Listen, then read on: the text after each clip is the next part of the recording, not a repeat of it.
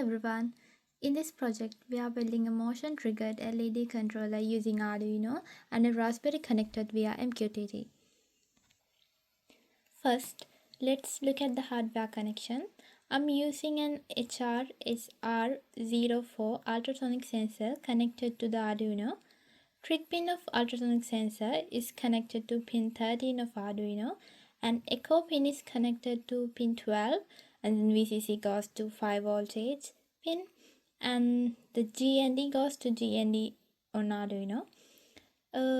About the Raspberry Pi, LED positive N to GPIO pin 19 in Raspberry Pi, and the other end goes to GND in Raspberry Pi. Now let's get a brief idea of this project.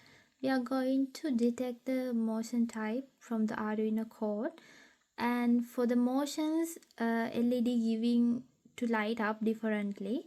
One is detect a path, it will light up once, and one it detect a wave, it will blink thrice.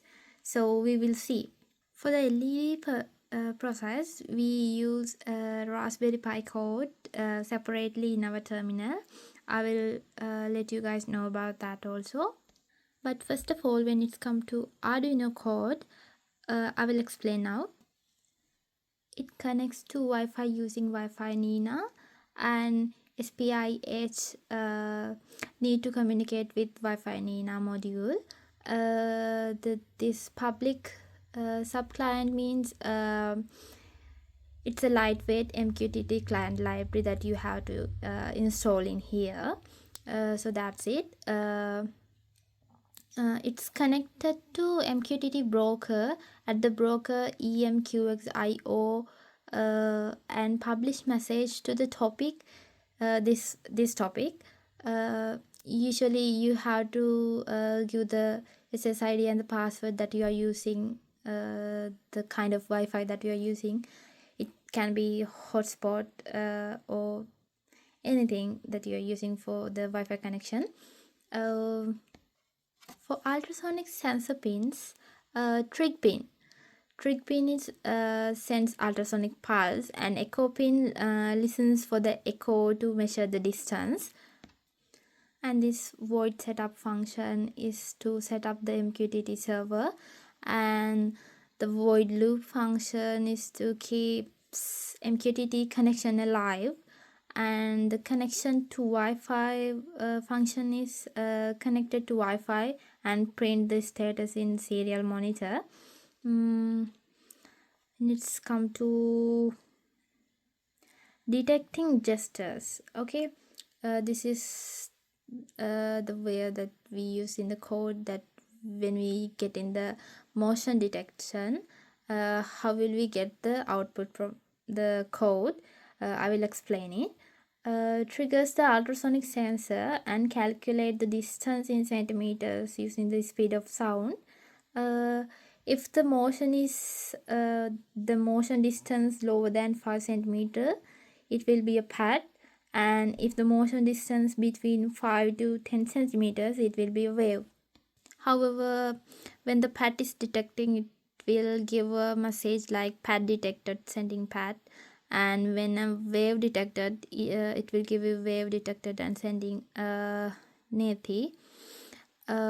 These messages will be sent in Arduino IDE, and the MQ, these kind of published messages will be published in the terminal when you process with the pseudocode. I will explain it later. Let's explain about the Raspberry Pi code. We have to use a pseudocode for the blinking process of the LED. You have to use this code and enter, and then you can see that the code that I have used for blinking the LED, when it's detecting a wave, it will blink 3 times, and it will give a message like Nathi, and when it's detected a path, it will only blink once, and it will send a message like pat. Okay, this is the code that I have used. Guys, remember that you have to mention the topic that you have used previously, and the broker address must be the broker.emqx.io, and this is the code that I have entered. And let's save and exit, and just you have to use this code to run that Python code.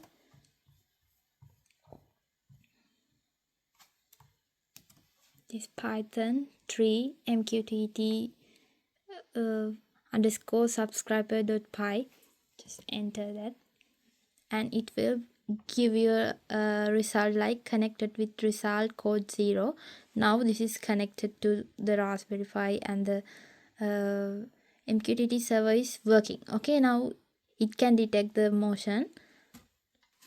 Now let's upload the code in Arduino.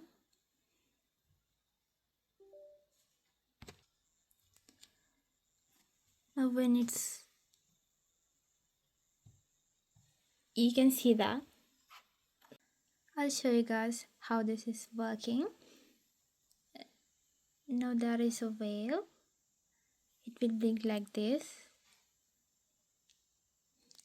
There is a pad. No, just wait. Like this. See? Thank you guys. That's it. That's how to detect a wave and a pad in a different way from a LED using an ultrasonic sensor and the MQTT server connection. That's it. Thank you.